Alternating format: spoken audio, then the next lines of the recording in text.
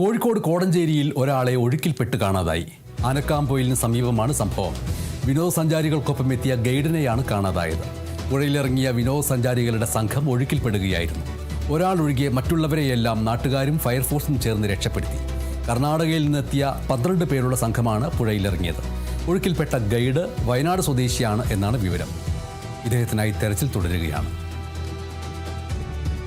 ഇവര് പുഴയിലേക്ക് പോയി. അത് കഴിഞ്ഞ് വെള്ളത്തിൽ ഇറപ്പിട്ട് ഞാനത് കാണാനായിട്ട് ചെന്ന വെള്ളം കാണാൻ അന്നേരമാണ് രണ്ടുപേര് കയറി വന്നിട്ട് എന്നോട് പറയുന്നത് ഇങ്ങനെ രണ്ടുപേരും ഒഴുകി പോയിന്ന്.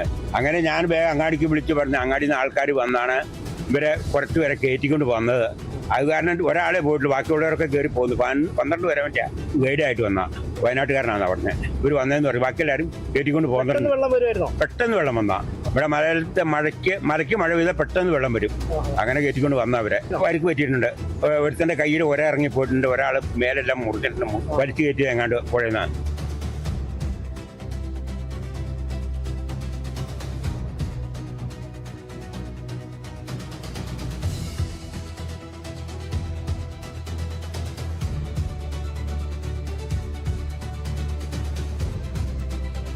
പ്രായപൂർത്തിയാവാത്ത പെൺകുട്ടികളെ പീഡിപ്പിച്ച കേസിൽ ക്രിക്കറ്റ് കോച്ച് മനുവിന് ആജീവനാന്തം ജയിൽ. പ്രതി വള്ളക്കടവ് സ്വദേശി 40-കാരനായ എം മനുവിന് മൂന്നാമത്തെ കേസിൽ കോടതി 48 വർഷം കഠിന തടവ് വിധിച്ചു. 79,000 രൂപ പിഴയൊടുക്കണം. തിരുവനന്തപുരം അതിവേഗ കോടതിയാണ് ശിക്ഷ വിധിച്ചത്. ആദ്യ 2 കേസിലെയും ശിക്ഷ കാലാവധിക്ക് ശേഷമേ ഈ കേസിലെ ശിക്ഷ ആരംഭിക്കൂ. 4ാമത്തെ കേസിൽ ശിക്ഷ തിങ്കളാഴ്ച വിധിക്കും. 6 കേസുകളാണ് ഈ പ്രതിക്കെതിരെയുള്ളത്.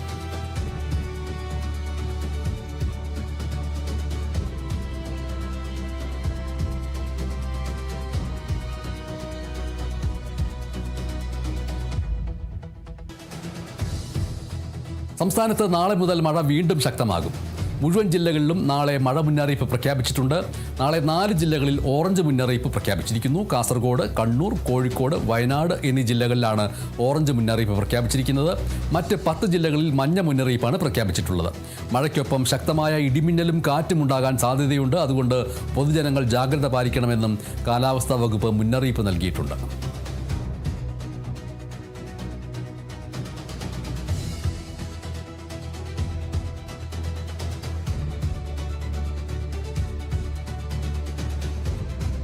അനന്തരാവകാശികൾക്ക് റേഷൻ കട ലൈസൻസ് കൈമാറാനുള്ള സമയപരിധി ഡിസംബർ 31 വരെ നീട്ടി.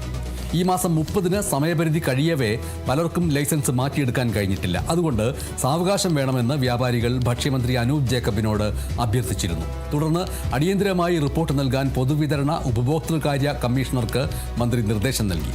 റിപ്പോർട്ടിന്റെ അടിസ്ഥാനത്തിലാണ് സമയപരിധി നീട്ടിയത്. നേരത്തെ ലൈസൻസിയായി തുടരാനുള്ള പ്രായപരിധി 70-ൽ നിന്ന് 75 ആക്കിയ കാര്യം ഈ വാർത്തയോടൊപ്പം ഓർക്കുക.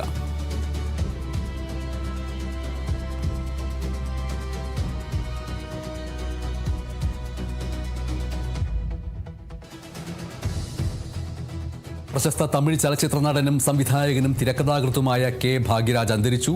അദ്ദേഹത്തിന് 73 വയസ്സായിരുന്നു. ഹൃദയാഘാതത്തെ തുടർന്ന് ചെന്നൈയിലായിരുന്നു അന്ത്യം. ഭാഗ്യരാജിന് തെന്നിന്ത്യൻ സിനിമയിലെ പ്രമുഖർ ആദരാഞ്ജലി അർപ്പിച്ചു. മുഖ്യമന്ത്രി വിജയ് വസതിയിലെത്തി അന്തിമോപചാരം അർപ്പിച്ചു. 75-ലേറെ സിനിമകളിൽ അഭിനയിച്ച ഭാഗ്യരാജ് 25-ലേറെ സിനിമകൾ സംവിധാനം ചെയ്തു.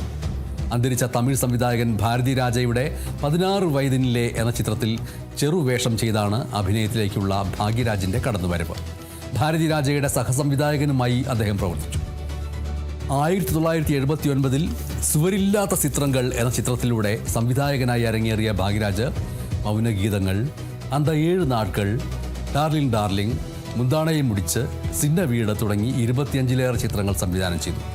മലയാളത്തിൽ ദിലീപ് നായകനായ മിസ്റ്റർ മരുമകൻ എന്ന ചിത്രത്തിലും അദ്ദേഹം അഭിനയിച്ചു.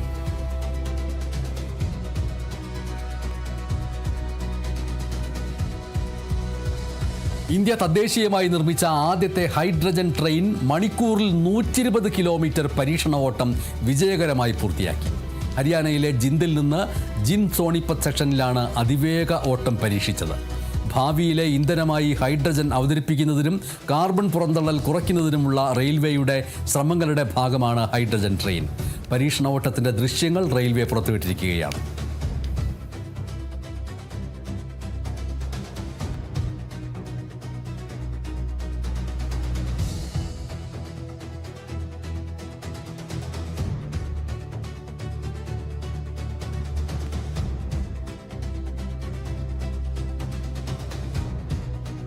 മാണിക്യം ടാഗോർ MP-യെ തമിഴ്നാട് PCC അധ്യക്ഷനായി പ്രഖ്യാപിച്ചിരിക്കുകയാണ് കോൺഗ്രസ് ഹൈക്കമാൻഡ്. നിലവിലെ PCC അധ്യക്ഷൻ സെൽ പെരുതുംഗയെ മാറ്റിയാണ് നിയമനം. അഖിലേന്ത്യാ Congress committee general secretary KC Venugopal ഒപ്പിട്ട ഔദ്യോഗിക വാർത്താക്കുറിപ്പിലൂടെയാണ് പ്രഖ്യാപനം നടത്തിയത്. നിയമസഭാ തെരഞ്ഞെടുപ്പിന് പിന്നാലെ വിജയിന്റെ നേതൃത്വത്തിലുള്ള TVK-യുമായി സഖ്യമുണ്ടാക്കണമെന്ന് ആദ്യം പരസ്യമായി ആവശ്യപ്പെട്ട നേതാക്കളിൽ ഒരാളാണ് മാണിക്യം ടാഗോർ. നിലവിലെ അധ്യക്ഷൻ സെൽവ പെരുന്തകയുടെ പ്രവർത്തനങ്ങളിൽ തമിഴ്നാട്ടിലെ ഒരു വിഭാഗം നേതാക്കളും ഹൈക്കമാൻഡും അതൃപ്തി രേഖപ്പെടുത്തിയതിനെ തുടർന്നാണ് അടിയന്തരമായ ഈ മാറ്റം.